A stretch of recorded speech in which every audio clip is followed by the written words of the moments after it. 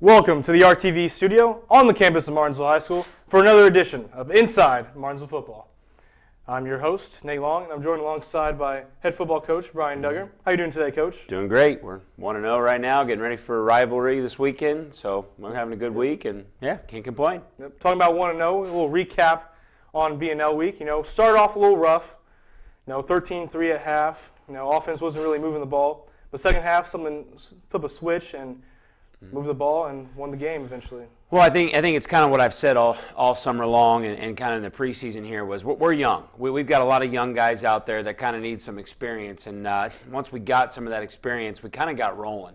Kind of got a little identity on offense, kind of figured out some things here and there. So, you kind of get that with a young team. You're not really sure what you're going to look like. You're not sure how they're going to respond. But halftime, we responded really well, came out. Defense played great almost pretty much the whole night. But it was good to see us keep fighting to the end and get the W. Talking a little bit more about the game first.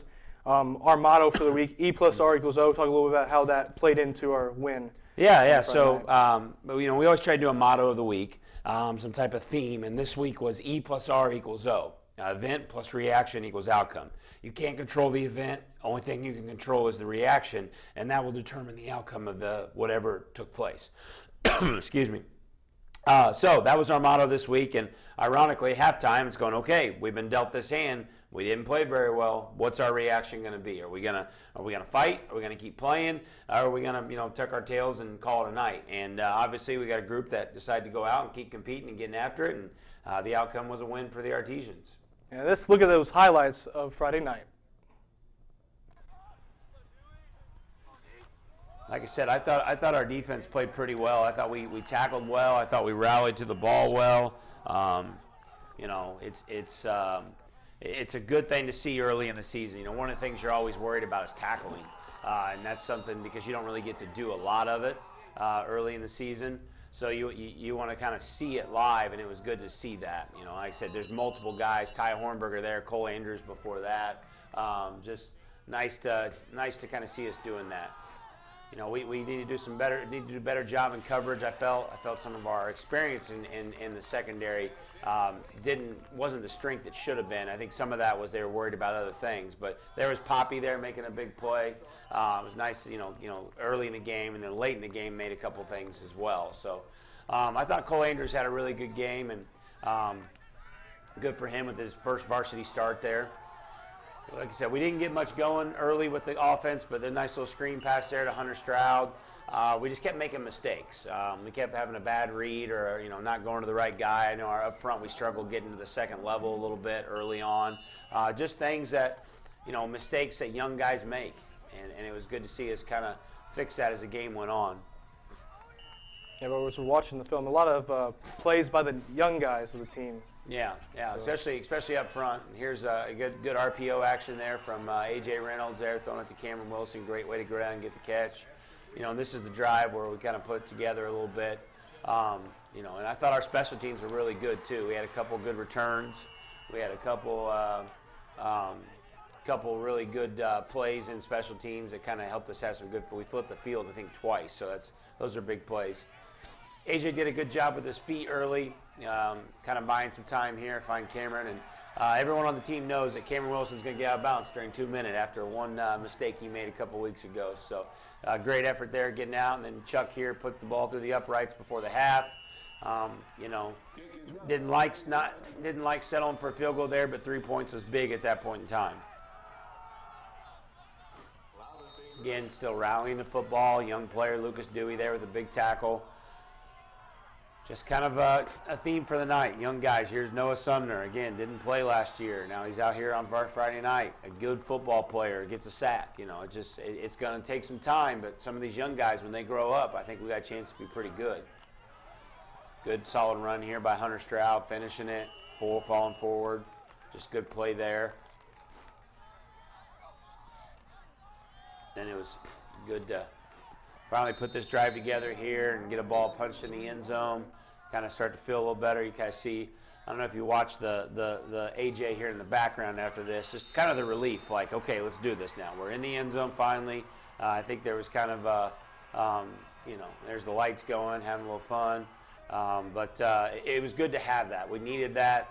And obviously, Braden Shrake was a workhorse for us. Anytime you have someone go 41 carries, that's a heck of a night. And he's the guy we want to give the ball to. We know that he's our best weapon right now, and he's a returning guy at 1,200 yards, and we expect a big year for him. And he put up 200 yards last night. So this was a big throw here, big play. We needed this. Nice, it's 3rd and long. AJ finds Jace down the sideline, just ran by him. It was kind of a confidence builder for everybody. Kind of a big play. Here's AJ excited, Jace excited. Kind of really went from there. We kind of really took off. I felt like that was the play that sparked it a little bit.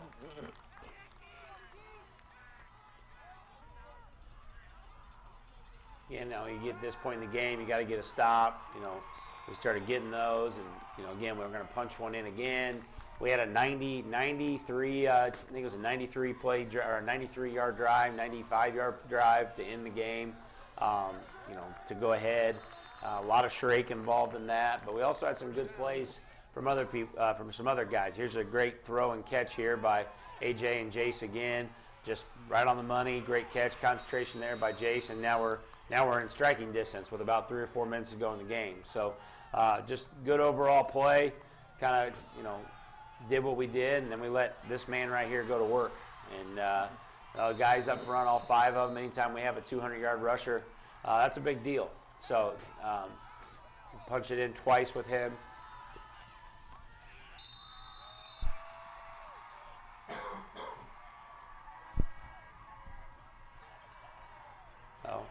Like I said, the lights were a cool thing, new feature this year. Kind of get the crowd going a little bit. But here's the play that ends it. Defense, 4th and 20. Good job getting after the quarterback, put pressure on him. Ty Hornberger, I think it's Levi Reuter there. Both of them are there. Celebrate. Artesians win. And we want to have a special thanks to Carl Van Vivender for putting up that highlight tape for us to use. And then does a pretty good job. Yeah.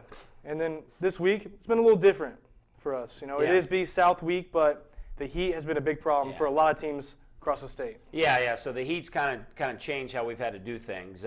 There's certain levels that we have to make adjustments, whether we can't wear equipment or we have to stay inside. Things that weren't around 15, 20 years ago, but things have changed, obviously. And now whenever our trainer tells us, hey, it's a certain level, we have to go inside, or you have to take your pads off. So we've made some adjustments. We've gone in the morning this week, like a lot of schools have. A lot of schools are going in the morning or late at night, just to get our work done and get after it a little bit. But I think we still had a pretty productive week. Now, like I said, it is Beast South week. Just talk a little bit about Beast South as a team. They got a big win against Columbus East. I think 45-10 was the score there. Okay.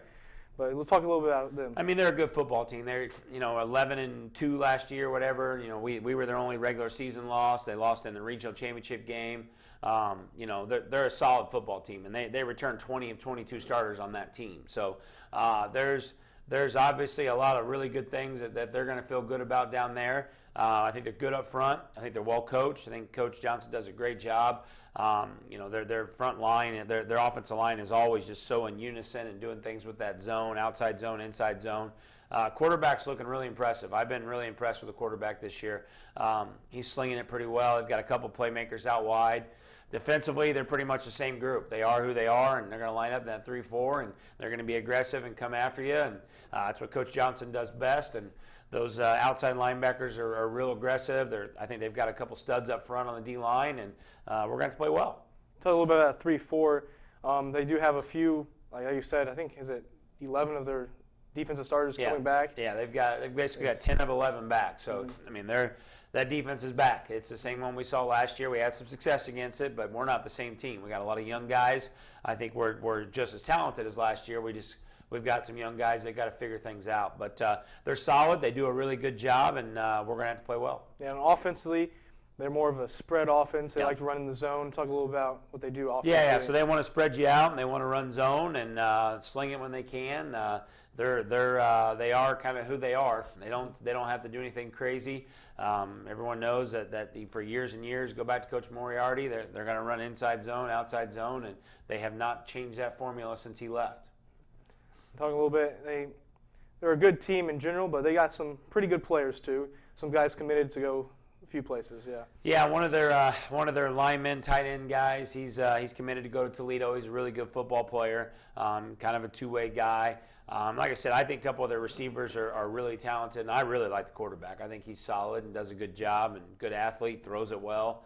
So we're gonna have to play well. Like I said, we're gonna have to limit our mistakes, and we're gonna have to come out and play like we did in the second half, not the first half. I think they're ranked 3rd or 4th in 5A, so we've been here before, we've done this, and to beat those type of teams, you got to play well. You're bouncing right off that. So what would you say the keys to the game for both the offense and the defense side of the ball? So for defense, they're going to have to stay gap sound. Every time you go against the zone, you got to stay gap sound. If somebody gets outside of their gap, that's where big plays happen in the zone game. So we're going to have to be really good up front. We're going to have to stay in our lanes, do our job, and limit their big plays. We're going to have to make them chunk it all the way down the field. If they go 20 plays and score, we're going to tip our hat, and we'll have to get it back on offense. So I'd say limit big plays, and on top of that, we need to be gap sound. On offense, it's pretty simple, same type of thing. We're going to have to take care of the football. We can't have turnovers. We got to limit our turnovers, and we got to know our assignments and do our assignments. With that 3-4, they can bring guys from different locations, and we got to do a good job up front of communicating and make sure we're getting to the right guys, so we can be solid in what we're doing. Yeah, and Friday night, tomorrow night, time to get moved back. It'd be 8:00 start. A little later because of the weather. We'd love to have a great crowd out there. Thanks for watching. For Ben Selch, Mr. Meyer, Jackson Turner, Coach Duggar, and I'm Nate Long. Thanks for watching. Inside Martinsville Football.